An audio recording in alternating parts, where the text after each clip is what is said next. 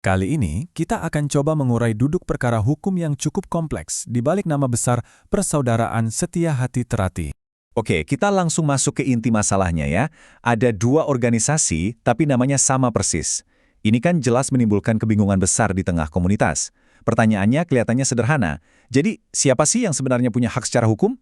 Tapi ternyata jawabannya cukup berlapis dan semuanya ada di ranah hukum. Biar kita semua bisa paham dengan gamblang, kita akan bedah satu persatu. Mulai dari siapa aja pihak yang terlibat, lalu apa sih bedanya nama organisasi sama merek? Terus kita lihat gimana aturan siapa cepat dia dapat berlaku di sini, apa kata Mahkamah Agung sebagai putusan tertinggi, dan terakhir, apa dampaknya secara hukum.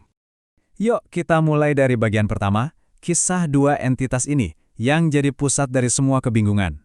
Jadi, akar masalahnya itu di sini. Ada satu nama yang sama, Persaudaraan Setia Hati Terate, tapi yang menggunakan ada dua badan hukum yang berbeda dan terpisah. Nah, situasi inilah yang akhirnya menciptakan pertanyaan hukum yang sangat krusial soal kepemilikan dan hak pakai nama. Nah, untuk bisa memecahkan teka-teki ini, kita harus banget paham ada dua jenis pendaftaran hukum di Indonesia, yang fungsinya sama sekali berbeda. Keduanya penting, tapi untuk tujuan yang lain-lain. Begini bedanya, pendaftaran badan hukum di AHU itu ibaratnya kayak bikin akta kelahiran. Itu bukti kalau sebuah organisasi itu resmi ada dan diakui negara. Tapi pendaftaran merek di HAKI itu beda lagi. Ini lebih kayak mendaftarkan hak paten atas sebuah nama untuk tujuan komersial, misalnya untuk jasa pelatihan. Jadi penting banget untuk dicatat, punya akta kelahiran organisasi bukan berarti otomatis punya hak eksklusif atas nama organisasinya. Itu dua hal yang terpisah. Dan ini membawa kita ke salah satu aturan paling fundamental dalam hukum merek dagang, yaitu prinsip first to file atau asas konstitutif. Gampangnya gini, siapa cepat dia dapat. Hukum akan memberikan hak perlindungan merek kepada pihak yang pertama kali mendaftarkannya secara resmi, bukan kepada siapa yang pertama kali ada atau menggunakan nama tersebut. Sekarang mari kita lihat gimana prinsip siapa cepat dia dapat ini berlaku langsung di kasus ini. Disinilah urutan waktu atau lini masa kejadian menjadi sangat-sangat krusial.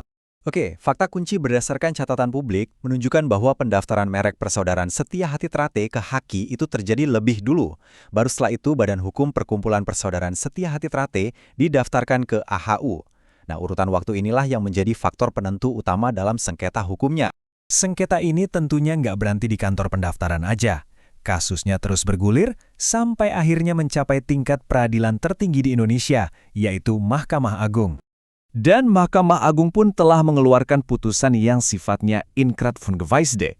Ini adalah istilah hukum yang intinya berarti putusannya sudah final, sudah mengikat, dan tidak bisa diganggu-gugat lagi. Inilah kata terakhir dari lembaga peradilan.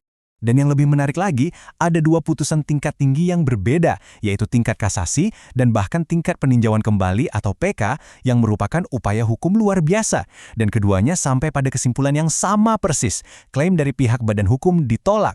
Pengadilan justru menegaskan bahwa pemilik saham dari merek Persaudaraan Setia Hati Terate untuk kelas 41 adalah H.I. Sobiantoro SH. Oke, dengan adanya putusan hukum yang sudah final ini, lalu apa artinya secara praktek di lapangan? Apa saja hak dan konsekuensi yang timbul bagi masing-masing pihak?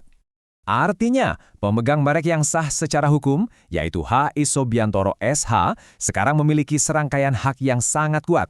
Dia punya hak eksklusif atau monopoli untuk menggunakan nama itu dalam semua kegiatan pelatihan. Dia satu-satunya yang bisa memberikan izin atau lisensi kepada pihak lain, dan tentu saja dia punya hak untuk mencegah dan menempuh jalur hukum jika ada yang menggunakan nama itu tanpa izin. Dan ini adalah jalur hukum yang sangat jelas yang bisa ditempuh untuk menegakkan hak tersebut. Prosesnya bertahap, mulai dari mengumpulkan bukti-bukti penggunaan tanpa izin, mengirim surat peringatan resmi atau somasi, hingga jika perlu bisa berlanjut ke gugatan perdata di pengadilan niaga atau bahkan ke laporan pidana. Jadi harus diingat, hukum tidak hanya bicara soal hak, tapi juga soal sanksi bagi yang melanggar. Dan ini bukan sanksi yang bisa dianggap enteng. Seberapa serius? Menurut Undang-Undang Merek dan Indikasi Geografis, hukumannya bisa berupa pidana penjara maksimal sampai 5 tahun. Dan bukan cuma itu, ada juga denda yang jumlahnya sangat signifikan, yaitu bisa mencapai maksimal 2 miliar rupiah. Angka-angka ini menunjukkan dengan jelas keseriusan negara dalam melindungi hak kekayaan intelektual. Jadi, kesimpulan utamanya begini, Badan Hukum Perkumpulan MT memang eksistensinya sah sebagai sebuah organisasi. Dia punya akta kelahiran dari AHU. Akan tetapi, badan hukum tersebut tidak memiliki hak untuk menggunakan nama Persaudaraan Setia Hati Ternate untuk kegiatan pelatihan pencaksilat, kecuali kalau mereka mendapatkan izin atau lisensi dari pemilik merek yang sah. Keberadaan badan hukum tidak serta-merta memberikan hak atas sebuah merek. Pada akhirnya, dari penjelasan ini kita bisa melihat bahwa kerangka hukumnya sekarang sudah sangat jelas dan final.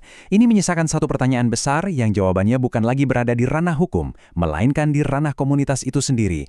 Bagaimana sebuah komunitas yang dibangun di atas fondasi persaudaraan akan melangkah ke depan dari titik ini?